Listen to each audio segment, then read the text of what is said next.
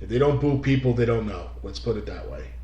So, coming out of intermission, we had two big matches. It saw Aaron Bradley versus the Adam Chandler, the Great, and he was accompanied by his manager, Jack Blaze. Bradley was victorious with the sunset flip roll-up over Adam Chandler, and Adam Bradley was victorious, the match coming out of intermission. And a very, very, I don't want to say small show, but a very short show. We were actually shocked that it was over as quick as it was. I don't know if that's, we'll learn D2W, that's the way they are. They're 2 hours, 2.5 hours, boom, done. Or is because of the unfortunate, change of scheduling that the matches had to be changed around. But regardless, great show. This main event was awesome as well.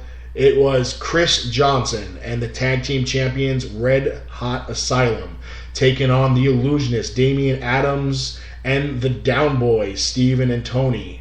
And Damian Adams and the Down Boys were victorious as both Anthony and Steven of the Down Boys super kicked Steve off, and down he went, and the victorious pin on Steve off, member of Hot Asylum, and the Down Boys and Damian Adams were victorious, closing out this past Friday's show in Wharton, New Jersey for D2W.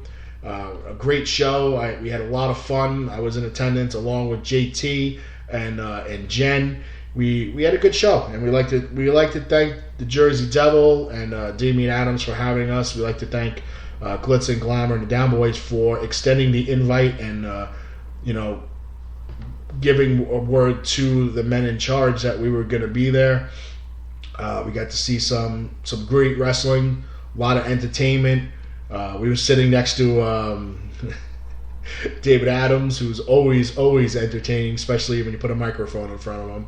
He did play-by-play, which my camera was next to him, so we picked up his play-by-play on our footage. We're probably going to run the footage through YouTube, and it'll be posted on our Facebook page, again, facebook.com /Damage365, or on our YouTube page, youtube.com/Damage365 archives.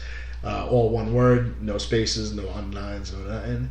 But, we're going to make plans to try to be back at Wharton, New Jersey next month for another D2W. That would be Friday, February 6th in Wharton, New Jersey, 8 o'clock. And we're definitely going to try to make it. Like we said, going into this year, we're going to try to make as many shows as we can. Try, especially some new shows here and there. We have we want to extend our base, not only fan base, but we want to get our name out there so we can help promote. We just promoted 2KW. We're promoting D2W, Valkyrie, UWA Elite, Warriors of Wrestling, Superstars of Wrestling. We'll continue to support JCW and the shows they put out. Whether it's on our Facebook page or on the show. So independent wrestling is at a very, very high right now, folks. And we definitely want you to be a part of it. Wherever you are in the state of New Jersey or the state of New York, get out there. Watch some wrestling. I mean, Warriors of Wrestling is in Staten Island. Many people, they don't know much about Staten Island other than there's a lot of traffic and there's a ton of people and everybody stereotypes that everybody in Staten Island's Italian. So, but right now we want to welcome him in our guest for today. She is Deonna Purrazzo. Welcome to the show. Hi, how are you? Thanks for having me. Okay, just wanted to make sure the volume's up enough for you. So, all right, we got to see you live and in person this past Friday in Wharton, New Jersey for D2W. We just recapped the show, and we were able to tell the fans out there that you put on a good show, but you were on the short end of the stick, but without, there was some outside distraction and interference. Will there be a Purrazzo Kane 6? A what? A part 6. Will there be a match number 6? Oh, a part 6. Yeah, we're going to do next month at the same place, the Wharton American Legion. It's going to be a mixed tag match. So it's Brian Johnson and Debbie Kane versus Damian Adams and myself. Damian Adams being your trainer, your instructor, your teacher. Yes. So that should be a little. It could be a little intimidating, but exciting, I would think, at the same time. Yeah, it's great because at training, we train so much, and I've always gotten to work with him. He's really kind of taken me under his wing and tried to teach me everything that he knows, and just try to emulate him in a sense in the way that I wrestle. So to be able to tag together, I think it's going to be a really great match, and I'm really excited to see how it turns out. Well, as long as you don't come down with a half a mask and a little cane and a robe, but I think you'll be okay. If anybody doesn't know it, Damian Adams is the illusionist, and that's part of his ring attire, and it's actually quite entertaining. He hasn't made anybody disappear yet in the ring. I'm going to be waiting for that one, though. I'm waiting for it, too. If that happens, I'm probably going to get the hell out of that room. Oh, definitely. I mean, I'm sure he'll make me disappear. There you go. Okay, so what most of the fans want to know about our guests, and I'm sure your fans want to know about you, is how did you get involved in wrestling? What made you, or who made you want to become a wrestler? I have a twin brother, and I grew up on like a street with all guys, and I'm a 90s baby, so wrestling was popular then, and I've just always been around it. So when I finally got to see the women, people like Trish Stratus and Lita, Victoria, Jazz, all of those women were just, I looked up to them so much, and I just decided one day, I was 9, and I told my mom, like, I'm going to be a professional wrestler. And she was like, yeah, okay. So as soon as I turned 18, I had always researched, like, in hopes, like, I could be 16 and sign up or something, but D2W, I was 18 when I found it, right out of high school. So my mom said, as long as you can afford to pay for the tuition, go for it. So that's what I did. So that's what you did. So you were peer pressured into it by all the guys that you were around. I guess a little bit, yeah. But it was definitely something that I fell in love with, and something I always had wanted to do. So it's really cool to be able to say that I actually am a professional wrestler now. Well, like you said, you grew up in the 90s. That was the Monday Night Wars with WCW and the Attitude Era of WWF at the time, and that people will, they'll say that was the best generation of wrestlers. Some of the older fans will disagree, like myself. I was not a fan of the Attitude Era. I was a fan of WCW at that time because I was a Golden Era wrestling fan. So to see all my guys go over to WCW, I had to follow. Yeah, understood. Okay, so tell us a little bit about January 23rd. We're gonna be there. So we're gonna be at 2 shows in a row, and coincidentally you'll be at both. Valkyrie Professional Wrestling. Yeah, Chris Levin, he is the promoter, so he had contacted me a while back to do the show, and I was really excited because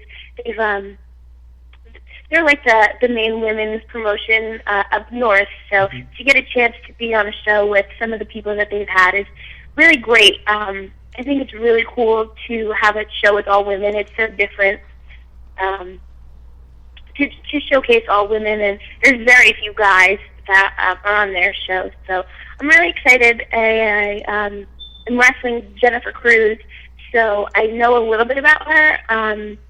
I've met her once before, but I know Damian had trained her when she first started back at IWF. So I think with his background and him training her a little bit, and obviously him training me, I think we can put on a really good match. Okay. wrestling-wise, you said, Damian Adams trained you and you tried to emulate yourself a little bit like him. Do you feel that there's anybody else out there, whether retired or current, that you kind of model yourself after your style? So Damian was trained by Rip Rogers when OVW was a part of WWE Developmental. So I know Rip Rogers also trained Serena Deeb.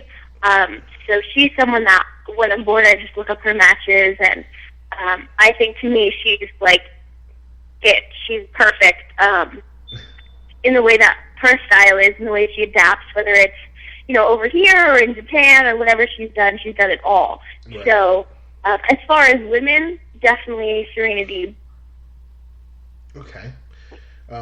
For the fans out there, just received a message, wanted a little bit more information of where they can see Deonna. We mentioned next month. That would be February 6th in Wharton, New Jersey at D2W. And also Friday night, January 23rd at 7 p.m. in Woodbury Heights, New Jersey. That's South Jersey for all you Central Jersey fans. South Jersey, Woodbury Heights at Valkyrie Women's Professional Wrestling. And like we said, we'll be at that show. And it was actually a kick to get to meet you in person kind of before that. Usually we meet people after their interviews. We got to meet you before your interview. And my God, you're tiny. You went running by and I was like, oh my God, she's so small. But, I really am like 5'1", and I weigh maybe 125 pounds soaking wet, so I'm really little. I like, we see pictures when we make the banners and stuff. We either Google pictures or we'll go to your Facebook account and use some pictures to make the banners. And you never really get any kind of real reference to how tall or short someone is, because they're